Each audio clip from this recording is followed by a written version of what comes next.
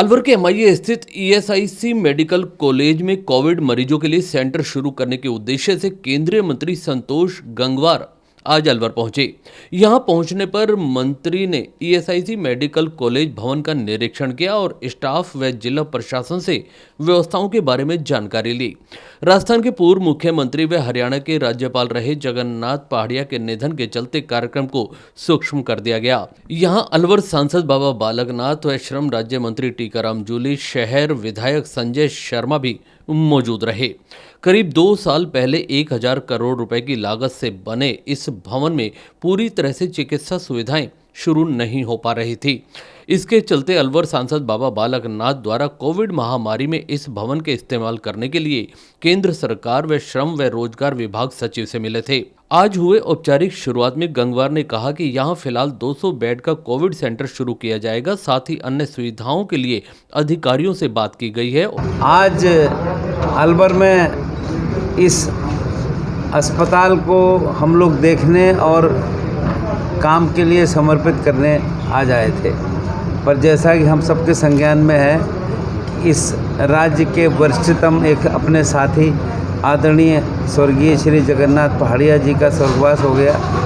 इस कारण सारे काम स्थगित कर दिए गए, पर चूंकि कोविड मरीजों के लिए यहाँ पर काम की शुरुआत हो रही थी, इसलिए इस काम को बनाए रखा। और माननीय मंत्री जी हमारे साथ मौजूद हैं, माननीय सांसद जी भी हैं, उनसे हमने आग्रह किया कि कोविड के मरीजों की चिंता की जाए और अलवर का अस्पताल एक सही ढंग से चले, इसकी हम लोग चिंता करें।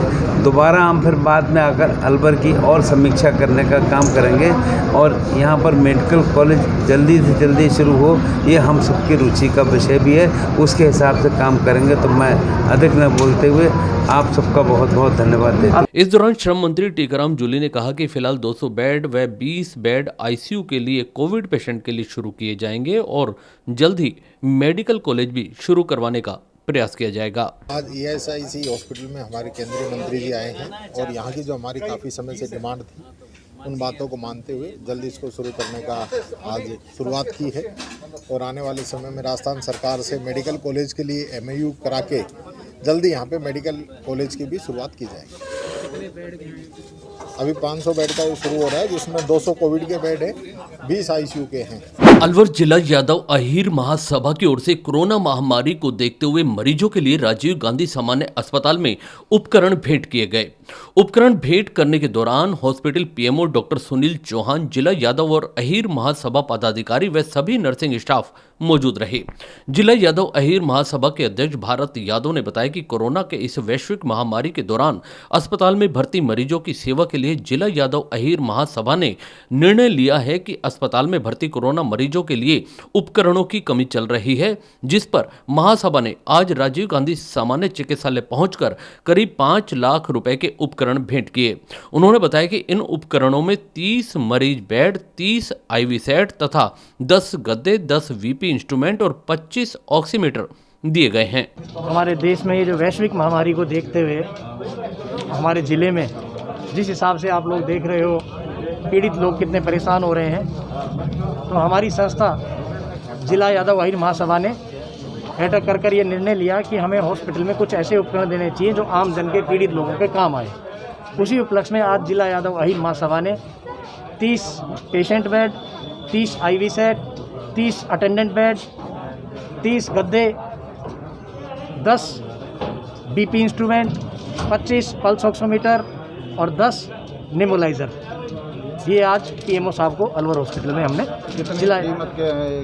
इनकी कीमत लगभग 5-5.25 लाख के आसपास। अलवर सदर थाना पुलिस ने एक युवती को बेलहा फुसलाकर भगा ले जाने के आरोप में राजकीय बाबू शोभाराम कला महाविद्यालय के पूर्व छात्र संघ अध्यक्ष सुदीप डीगवाल को गिरफ्तार किया है। सदर थाना सब इंस्पेक्टर बनवारी लाल ने बताया कि इस साल 14 फरवरी को एक व्यक्ति ने थाने में आकर रिपोर्ट दर्ज कराई थी कि उसकी बेटी को पूर्व छात्र संघ अध्यक्ष सुदीप डीगवाल पुत्र मूलचंद जाटव निवासी झाड़ा खानपुर थाना एमआईए बेलहा फुसलाकर भगा ले गया है। पुलिस ने रिपोर्ट दर्ज होने के बाद युवती को बरामद कर लिया, लेकिन आरोपी फरार चल रहा था, जिसको मुखबिर की सूचना पर पुलिस ने धर दबोचा है। आज आरोपी को कोर्ट में पेश किया जाएगा। पुलिस आरोपी पूर्व छात्र संघ अध्यक्ष से युवती को भगा ले जाने के मामले में पूछताछ कर रही है। 14 फरवरी को एक रिपोर्ट आई थी कि लड़की को बेलहा फुसलाकर के भगा ले जाने के संबंध में इस पर रिपोर्ट दर्ज की गई थी। उसके आधार पर सुदीप डीगवाल को इस मामले में गिरफ्तार किया गया है। तो कल एक दिन का पीछे रिमांड था, अभी न्यायालय में पेश किया जाएगा। वन नगर परिषद की एसीटी टीम ने आज पंचवटी शॉपिंग कॉम्प्लेक्स में पहुंचकर 2 ई मित्र की दुकानों को सीज किया है। इन दोनों ई मित्र के दुकान संचालक ई मित्र की आड़ में स्टेशनरी बेचने का काम कर रहे थे। तभी नगर परिषद की टीम को सूचना मिली कि 2 ई मित्र संचालक अपनी दुकानों में ई मित्र की आड़ में दूसरा सामान बेच रहे हैं, जिस पर टीम मौके पर पहुंची और जानकारी ली तो मामला सही पाया गया, जिस पर नगर परिषद की टीम ने दोनों दुकानों को सीज कर दिया और दुकानदारों के खिलाफ चालान काटने की कार्यवाही की गई। पंचवटी शॉपिंग कॉम्प्लेक्स में आज कंप्यूटर फैसिलिटीज़ के नाम से एक तो और एक विजय फोटो कॉपियर्स के नाम से 2 दुकानों में ई मित्र की आड़ में स्टेशनरी वगैरह बेची जा रही थी, जिसके कारण आज दोनों को सील किया गया 25 तारीख तक। राजस्थान के पहले दलित मुख्यमंत्री रहे जगन्नाथ पहाड़िया का कोरोना के चलते बुधवार रात को निधन हो गया। पहाड़िया राजस्थान के एकमात्र दलित सीएम रहे थे। वह महज 13 महीने मुख्यमंत्री रहे, लेकिन इस दौरान उन्होंने प्रदेश में संपूर्ण शराबबंदी कर दी थी। जगन्नाथ पहाड़िया संजय गांधी के काफी करीबी थे और उनका राजनीति में आना भी एक रोचक किस्सा है। बताया जाता है कि एक नेता पहाड़िया को तत्कालीन प्रधानमंत्री पंडित जवाहरलाल नेहरू से मिलवाने के लिए ले गए थे। जब नेहरू ने पहाड़िया से पूछा कि देश कैसा चल रहा है, तो पहाड़िया ने बेबाकी से जवाब देकर पंडित नेहरू का दिल जीत लिया था। पहाड़िया ने पंडित नेहरू से कहा कि बाकी चीजें तो ठीक चल रही हैं, लेकिन देश में दलितों को उचित प्रतिनिधित्व नहीं मिल पा रहा। इस पर पंडित नेहरू ने उनसे कहा कि आप चुनाव क्यों नहीं लड़ते। जवाब में पहाड़िया ने कहा कि आप टिकट देंगे तो मैं चुनाव भी लड़ूंगा। महज 25 साल की उम्र में जगन्नाथ पहाड़िया की राजनीति में एंट्री हो गई। साल 1957 में पहाड़िया सवाई माधोपुर सीट से चुनाव लड़कर लोकसभा पहुंचे और दूसरी लोकसभा में वे सबसे कम उम्र के सांसद थे।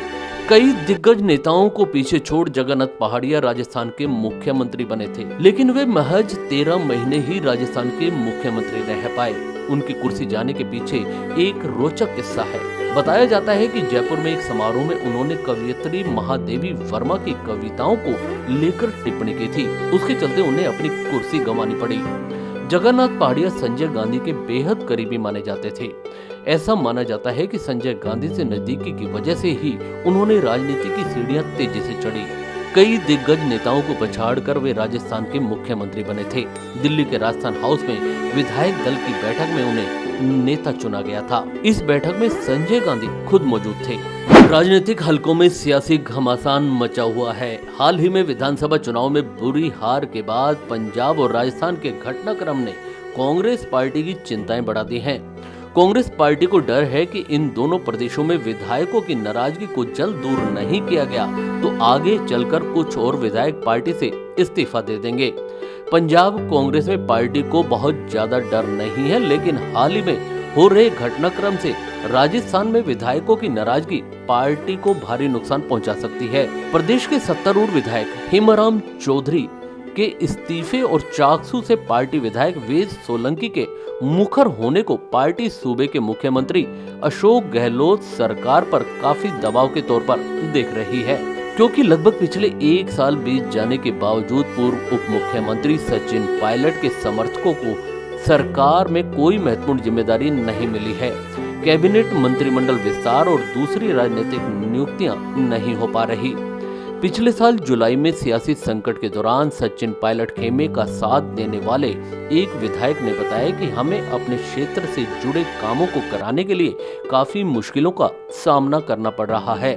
प्रदेश में मंत्रिमंडल विस्तार और राजनीतिक नियुक्तियों को जानबूझकर टाला जा रहा है। फिलहाल कोई आखिर कब तक सब्र कर सकता है। विधायक हेमाराम चौधरी ने भी इसलिए इस्तीफा दिया है, लेकिन इसके बावजूद प्रदेश कांग्रेस बहुत ज्यादा फिक्रमंद नजर नहीं आ रही।